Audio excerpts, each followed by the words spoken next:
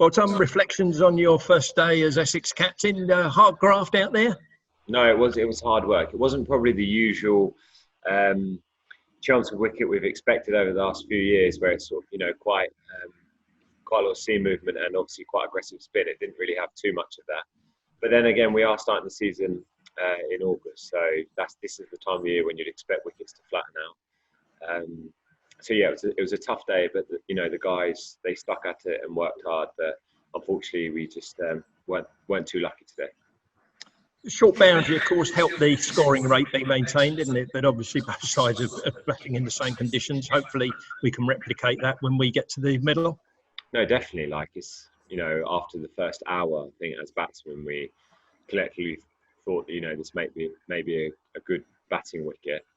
But I still think we made it probably a little bit too easy for them to score. I think that's by their own admission of some of the seamers, probably just one bad ball and over, or a bad ball every over and a half sort of released quite a bit of the pressure. But that's expected, it's the first proper bowl out in a competitive match since September last year. So, it was tough going, but I think we can only really judge the wicket when both teams are batted on it. Good experience of the extremes of experience as captaincy, incentives with those 3 wickets, and great motivational for you. And then you had a hard work taxing the brain while you rotated the bowlers, etc. The impressive thing was they all seemed to come through well, because it was quite demanding for them, being the first game of the season, wasn't it? Yeah, it was demanding. And obviously, there's sort of bowling restrictions on certain players because of their age, which is, it's going to be a sort of a balancing act. But that's where we've sort of highlighted to all the squad that, we're going to be leaning on all bowlers this year. We're going to have to rotate certain bowlers because of these restrictions. So it was a tough day. Like 23 for 3. It's very easy to think it's a typical Chelmsford wicket and we'll bowl a team out for less than 200, but that wasn't quite the case. But coupled with probably us not bowling to the best of our ability, and also credit where credit's due, I thought Kemp played fantastically well. Hino batted brilliantly, and Ollie Robinson batted brilliantly. So they managed to keep building partnerships, which meant that we could never strike quickly several times. Thanks, Tom. Thanks for your time. Go and get your feet up. Cheers, mate.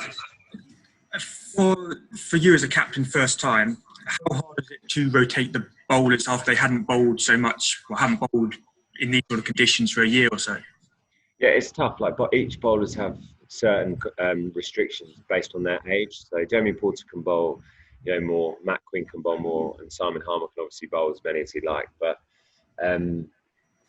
it's obviously a little bit different when you know that you can play the same bowlers week in, week out, and they've got that match intensity behind them.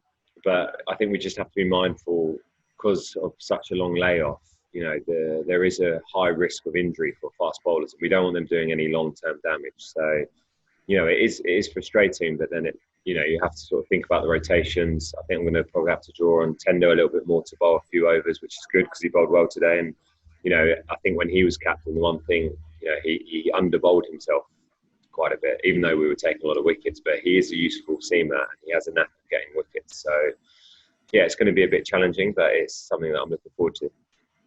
Going back right at the beginning of the day, how important was it for you and for the dressing room for the minute of silence, the applause, and for taking the knee?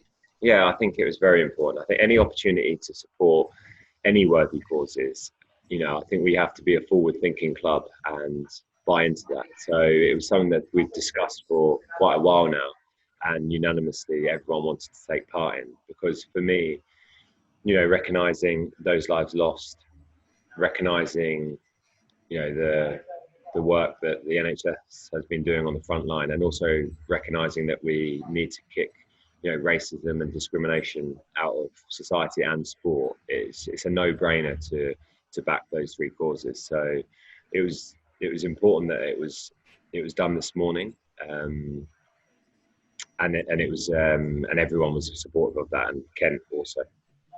Is it something you're going to look to do more going forward as well?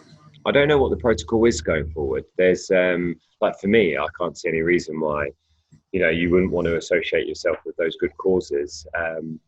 But I think as time draws on, you know, there's going to be some direction from the ECB, the counties, how they want to, you know, show their support moving forward, whether that is a game by game, who knows.